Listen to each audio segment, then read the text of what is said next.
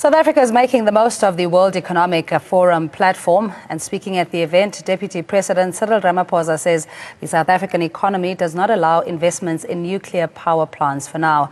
This comes after Energy Minister David Mahlobo said that energy or nuclear energy is feasible. Ramaphosa also says that South Africa presented a positive image to the world to attract investment.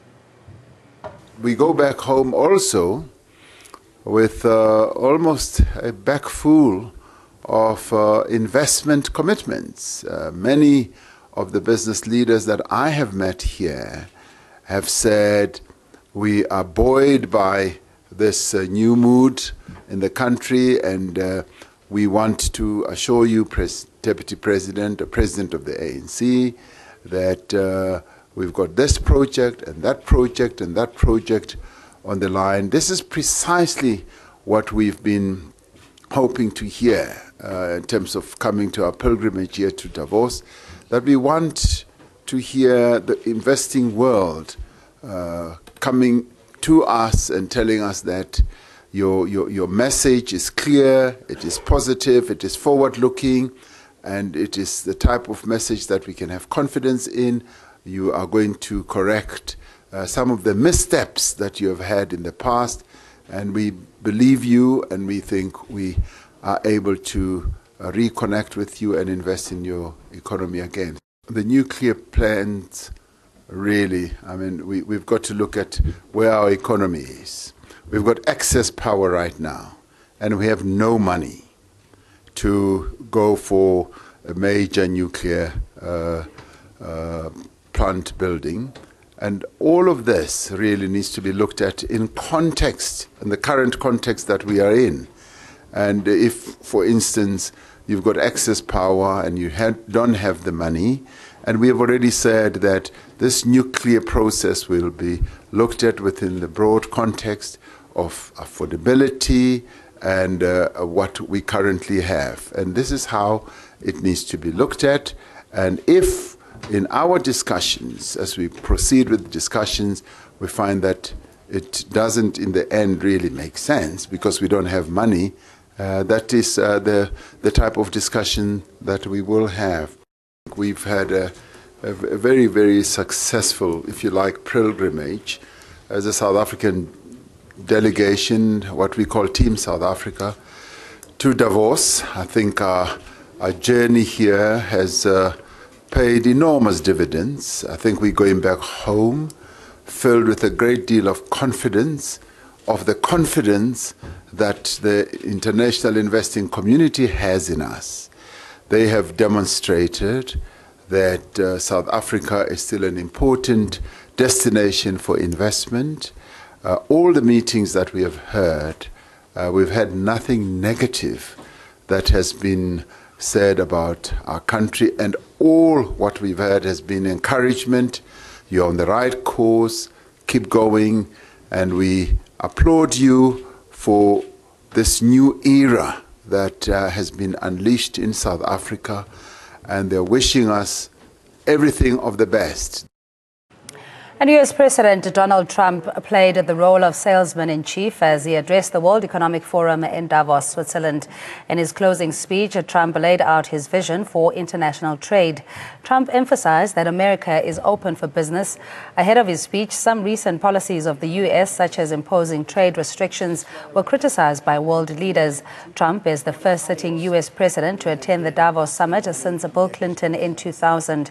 In one of his first actions as president, Trump withdrew the U.S. from a 12-nation Asia-Pacific trade pact negotiated under the Obama administration. The other 11 countries continued to move forward with the deal. And at Davos, Trump encouraged world leaders to put their countries first as he seeks to square his America First agenda with globalism.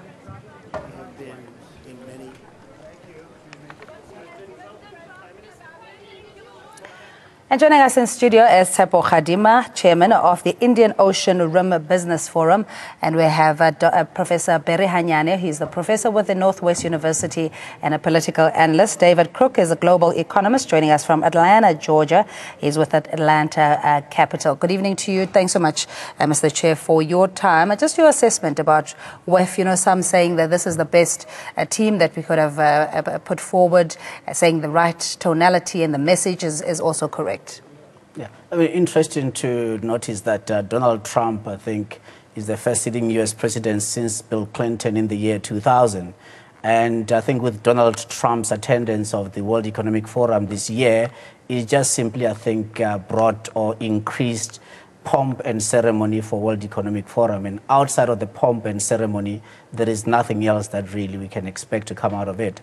Why am I saying that? And I'm just saying that even with our attendance of the World Economic Forum meetings, I think since 1996, so in the 21 years or the 22 years that we have been attending those meetings, we really have got nothing to show for it. Why? Because one of the inherent weaknesses of the World Economic Forum meetings is that the World Economic Forum is not an organ of a charter. So therefore, it doesn't have the means to implement any of the ideas or the ideation that happens during the annual meetings, except that it's hoped that I think through that networking, dialogue and discussion, there might be some issues that out of their own volition, certain policymakers, heads of state might be able to take on a program and implement it in their own home country. But beyond that, they don't have any tools or the means to implement any of the discussions. And lastly, I want to say, I mean, one of the things that's really disappointing is the fact that when the Deputy President was speaking about having a bag full of projects, he has not been able to name one and say, well, what is the capital that will be invested, the identity of the would-be investor, and the number of jobs that would be created, because that is, for us as a country, that is the most present need, the need to create jobs. And when we say that we have optimism, optimism is not going to give us the results we need. Professor Hanyane, your view as well in President of the ANC, at least, Cyril Ramaphosa, making this commitment. We're almost salivating at the thought that international foreign direct investment is now going to flow into our shores. But the experience has proven that it benefits more your multinationals and setting up branches and extension of their businesses than what it really does in changing the inequality and opportunities of the majority. Cindy, good evening to you. Good evening to your viewers.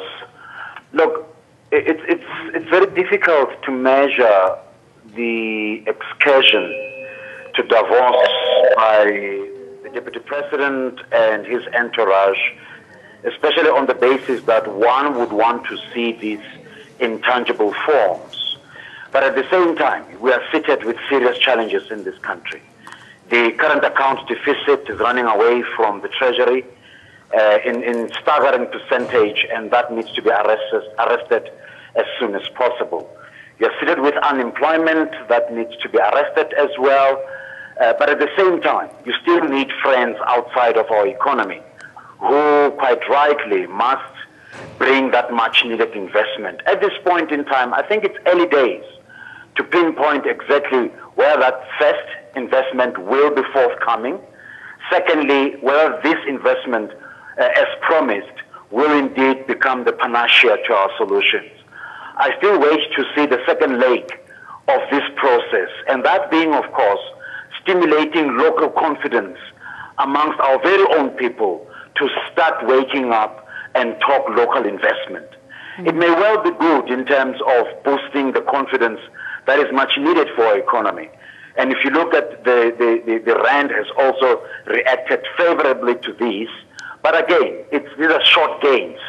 You want medium to long-term gains, and that can only be achieved as soon as we start tackling issues of unemployment, issues of poverty, and then, of course, making sure that these investments, as promised, actually come to our shores. Yeah. All right, stay with us, Professor Hanyane. We engage Mr. Chair of the Indian Ocean Rim Business Forum, Tshepo Kgadima, in how all of these will then fit in. If you take what President Cyril Ramaphosa and the delegation had been saying around the stability with state-owned entities, and yet there's already problems at Eskom with Mr. Machele Koko being forced to resign or take an ultimatum of being fired. What you make out of that, and what message that is sending to the country in terms of the confidence we're supposed to have in that strategy around cleaning SOEs?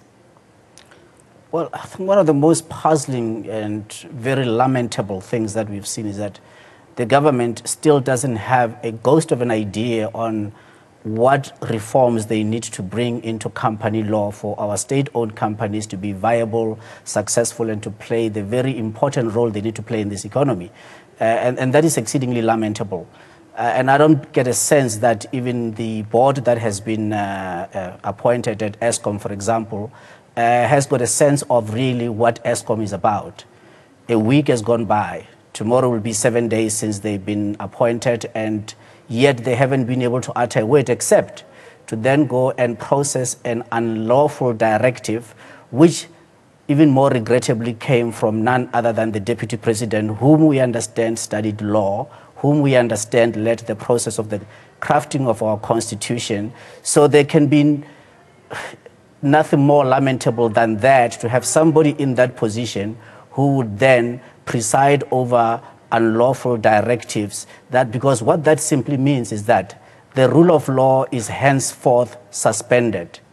And once the rule of law is suspended, there can be no hope whatsoever to get any investment from anywhere else in the world. What we need to do, the rule of law is the equalizer that we all need to work from. The moment we have to deal with issues of style, personality, who we like or who we have got contacts with, whether people are warming up to us or they are getting cold to us, no country can be able to function on that basis. And it is absolutely regrettable that no less than the Deputy President could have actually, severely, and I maintain this point, by the way, and I shall do so until the resurrection of the dead, that he has violated the Constitution by having given that directive. I've said it before, I'm saying it again, he needs to withdraw it in order for Eskom to be able to, so that those board members themselves are having a risk. That's the one thing. On the other hand, of course, we know that at the World Economic Forum, during the press briefing, he spoke about that we don't need nuclear energy, or that we can't afford it, and not only we can't afford it, but very importantly, the concession he made that we have got excess power, meaning there is excess electricity in the system.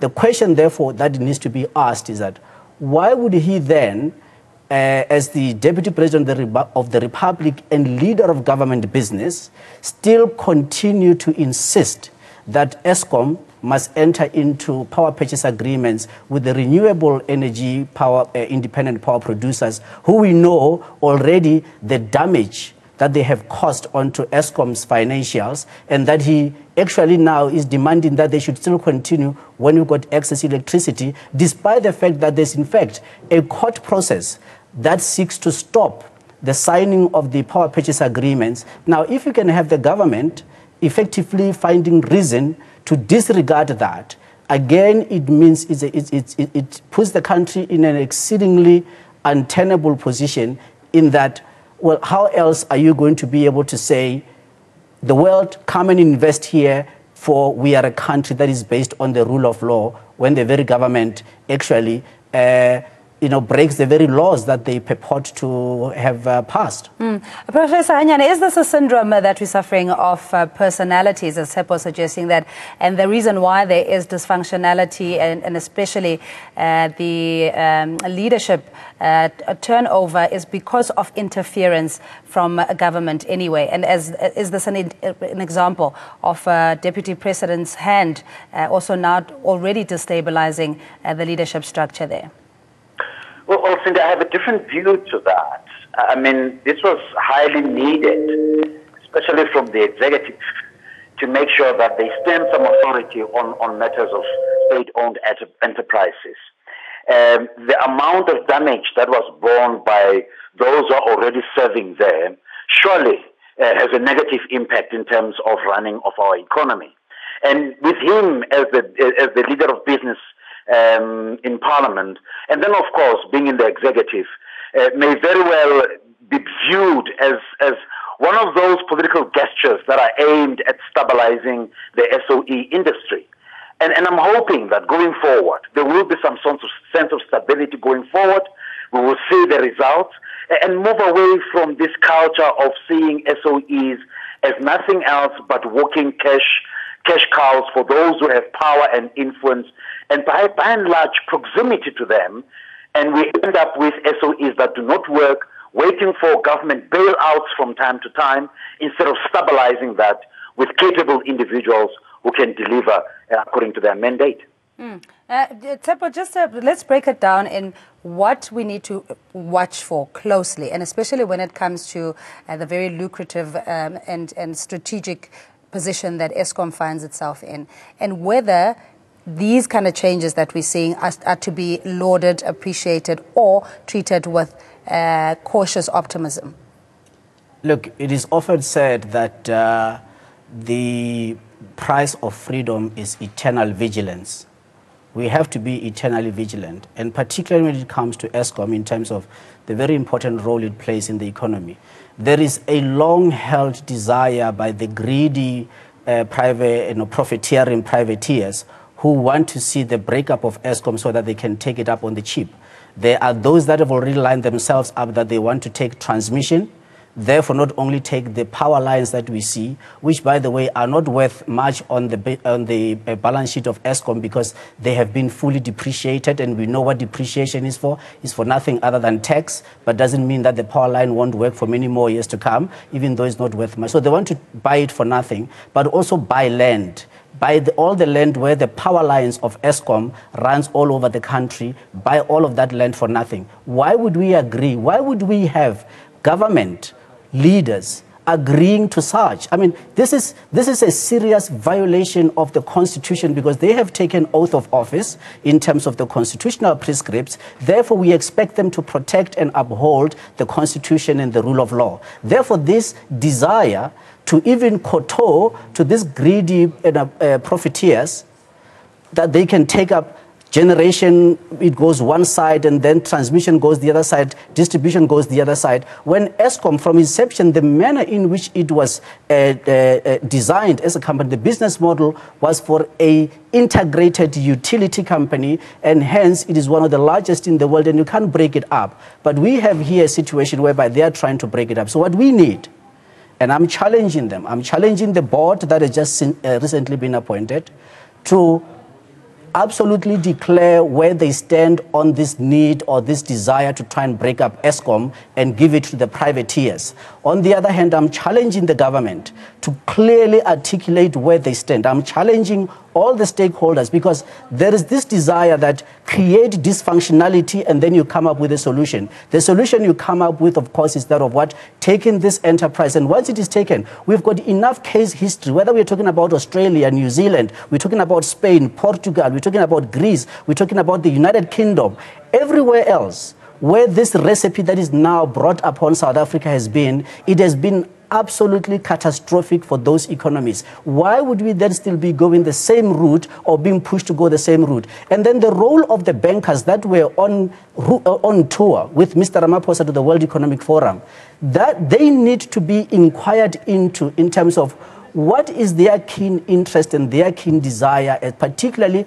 to have demanded that certain persons be fired out of Eskom when there's absolutely no question mark on their ability to be able to continue making money, except that they want to now own Eskom to the detriment of future generations. We cannot allow that. We must never allow that. And any politician or any government leader who attempts to throw us into this abyss, we really have to resist them, and we even have to demand that perhaps maybe they be the ones that vacate, because they are a danger to society and they are a danger to the state. Their conduct is nothing short of economic treason, and therefore it must be punished the moment it rears its ugly head. So we need to really be on guard, particularly when it comes to Eskom. The issues of Eskom we have spoken, there are many of us who know what we mean when we say you need a company law reform, you need a re-engineering of the capital structure.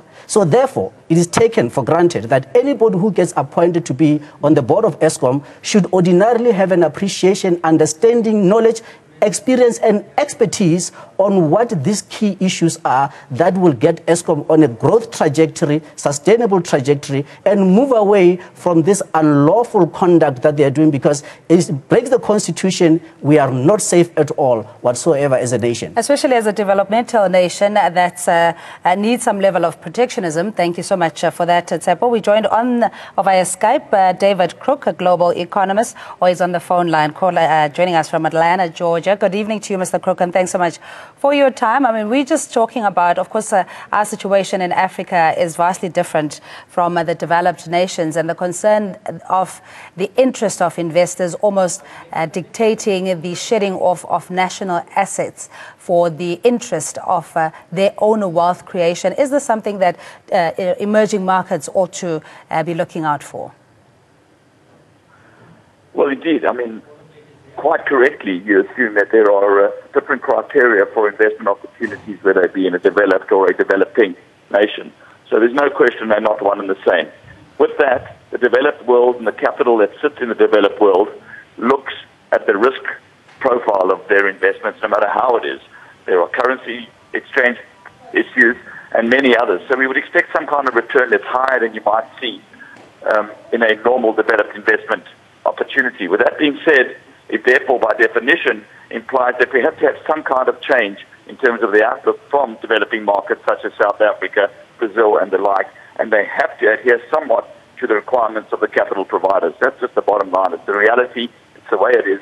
Capital rules the roost, and we all need capital growth. All right, and about U.S. President Donald Trump and his controversial utterances, today seemed to be a little bit more, there was a level of tolerance in having him finish his speech at Davos. But he's spoken about encouraging other countries to put their nations first, but also some collaboration of sorts. What shape is that likely to take? Well, to your point, I thought that was the most balanced we've ever seen Donald Trump by the way, prepared statement as opposed to, unprepared or live questions. And he seemed to come across much more like a politician, much more presidential than he has in the past. So it was something that we both look forward to, no doubt we both enjoyed listening to. He's calling upon the rest of the world to fill in the gaps, look for voids, and find out where the U.S. is no longer a participant, and for somebody else to step up and take responsibility. An interesting call. I would suggest to you that part of that is addressed directly to Europe, whereby with NATO's exposure and the likes of particularly Angela Merkel's Germany, and she has issues right now with negotiations with the SDU.